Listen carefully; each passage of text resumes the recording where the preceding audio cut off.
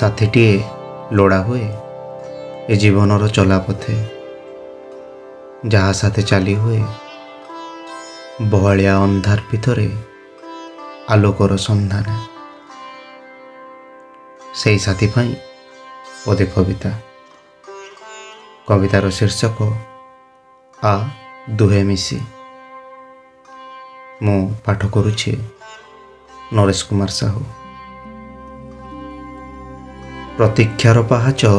बहुत लंबा, प्रतीक्षार पहाच बहुत लंबा, आ दुहे मिसी चढ़ी जिबा, आ दुहे मिसी चढ़ी जिबा, अंधार को चिरी दीपटिए थई जिबा, मिछ को पोछि सत सबु आंकी जिबा, भिजी जिबा झरा बादले नील समीरे भासी जिबा, भविष्यतर झरका सबु हाथ ठारे डाकुछि, भविष्यतर झरका सबु हाथ ठारे डाकुछि, आ दुहे मिसी गाई जिबा असरंती अमृतर संगीत, मूर्छनारे भरा थिबो अनंतंक चरित्र,